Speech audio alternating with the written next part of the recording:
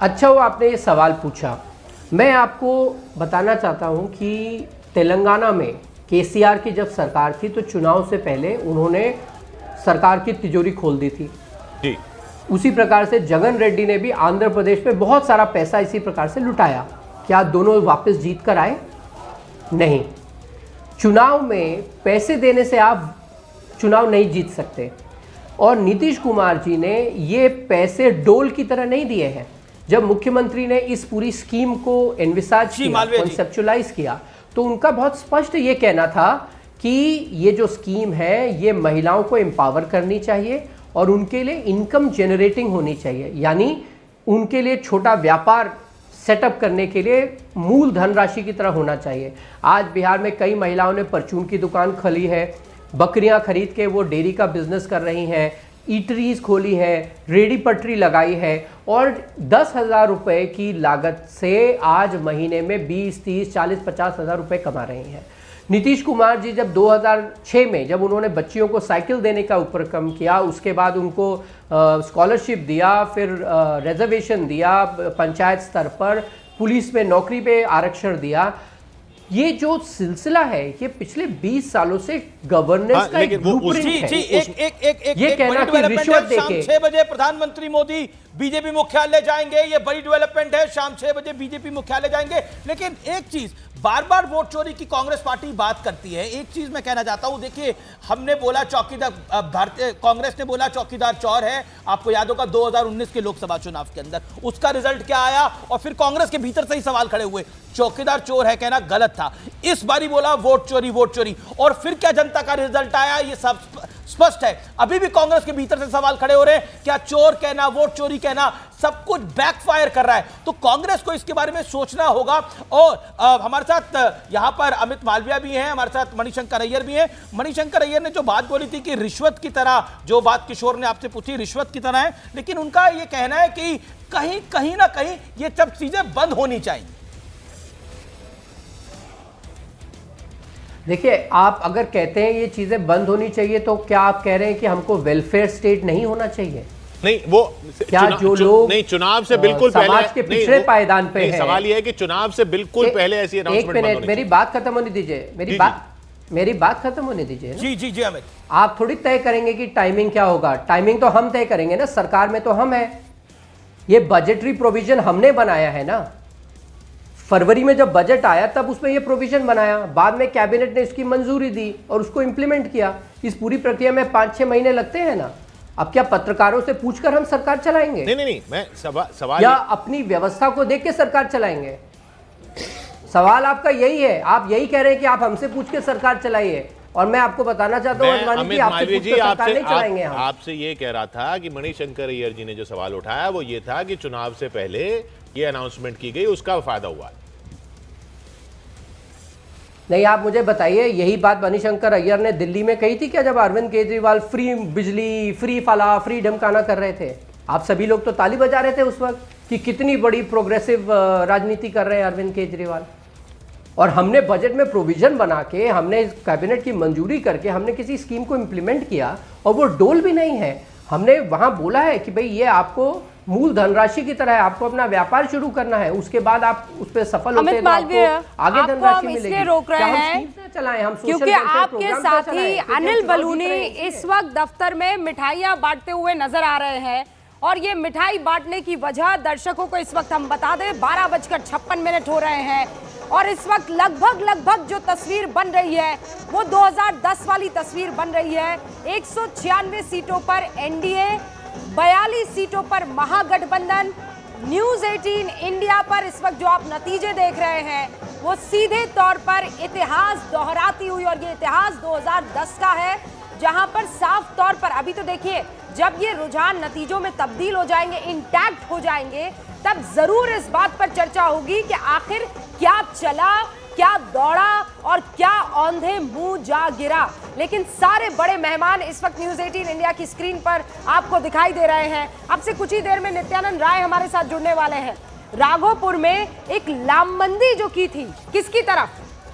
RJD के सबसे बड़े चेहरे की तरफ। उसके लिए नित्यानंद राय को बार बार जो है वो पूछा जा रहा था, उनकी स्ट्रैटेजी पर बड़ी तारीफें हो रही थी। बहरहाल उस पर चर्चा होगी, लेकिन मणिशंकर अय्यर जी हमारे साथ यहाँ पर मौजूद हैं और जेडीयू के राष्ट्रीय प्रवक्ता डॉक्टर संजय कुमार हमारे साथ हैं, वरिष्ठ पत्रकार अनंत विजय, वरिष्ठ पत्रकार कन्हैया भिलारी जी, संजय सिंह, भारतीय जनता पार्टी से हमारे साथ अमित मालवीय इस वक्त स्क्रीन पर दिखाई दे रहे हैं।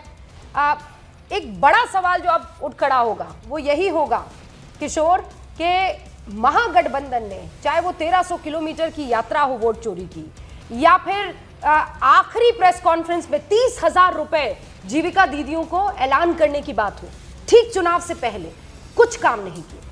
जी हाँ, वो एक तो वो सवाल, और जैसा अमित भी बार बार कह रहे हैं कि देखिए ये घोषणाएं ऐसा नहीं है कि किसी एक पार्टी ने कभी की हो या किसी एक सरकार ने की हो। पहले भी ऐसे चुनाव हुए हैं और आंध्र प्रदेश में जगनमोहन रेड्डी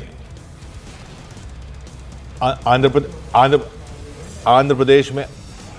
प्रदेश में जगनमोहन रेड्डी नहीं जीते, तेलंगाना में केसीआर नहीं जीते, वहां पर भी इसी तरह की घोषणाएं थी। ये हाँ ठीक है, अमाउंट अलग अलग हो सकता है, लेकिन बीजेपी मध्य प्रदेश में बड़ी जीत हासिल की, महाराष्ट्र में बड़ी जीत हासिल की, और यहाँ पर भी लगभग उसी तरह से दिख रहा है। तो सिर्फ एक वो फैक्टर नहीं, उसके साथ फिर वो अगर वो प्रॉमिस की जा रही है तो वो प्रॉमिस कौन कर रहा है और प्रॉमिस किस तरह से की जा रही है, उसको भी तो देख रही है ना जनता। अब वो दिखाई दे रहा है। मैं आपको बता रही हूँ, हमने लगभग मणिशंकर अय्यर जी 2669 किलोमीटर की यात्रा न्यूज़ 18 इंडिया ने कवर की।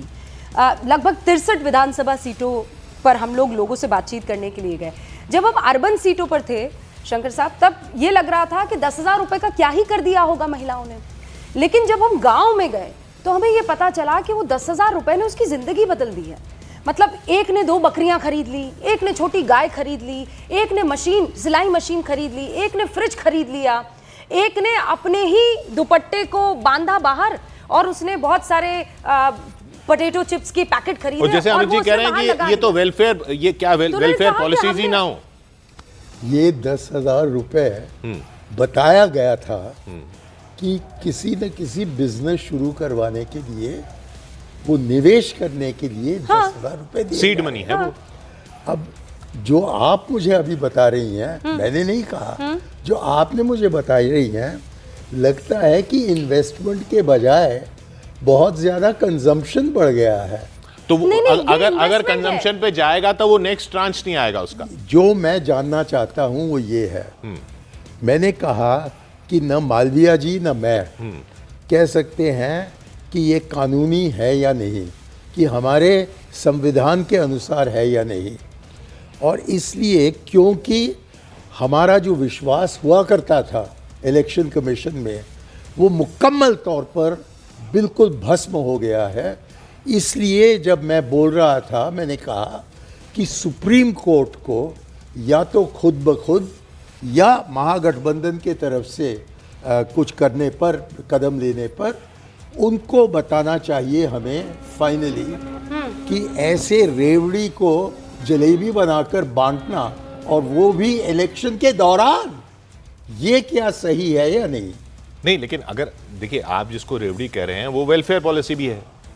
ठीक है, मैं वेलफेयर पॉलिसी से सहमत हूं, लेकिन जो 10,000 रुपए दिए जा रहे हैं, 5 पूरे साल थे उनके हाथ में, ये 10,000 का नहीं तो अब ये कैसे, ये क्या मतलब 5वें साल में कुछ नहीं करना है क्या? उन्होंने ऐलान किया ठीक ये इलेक्शन का अनाउंसमेंट होने के पहले, और पैसे जो हैं थोड़े बहुत तो पहले ही बांटे गए थे, लेकिन इसका वितरण चुनाव के दौरान हो रहा लेकिन था। मैं उन्हीं का आर्गुमेंट लेता हूं कि ये ऐसी चीजें जगनमोहन रेड्डी ने भी की, केसीआर ने भी की, उनको तो फायदा नहीं हुआ। झारखंड में हुआ, झारखंड में हुआ, झारखंड में फायदा हुआ। मैं कह रहा हूं कि जिसने भी किया हो, आज तक सुप्रीम कोर्ट के स्तर पर इसके बारे में कुछ किस्म का न तो कोई बात हुई है, न तो कोई नतीजा बताया गया। अब मणिशंकर अय्यर और जी, क्योंकि ये अब बहुत फैल रहा है,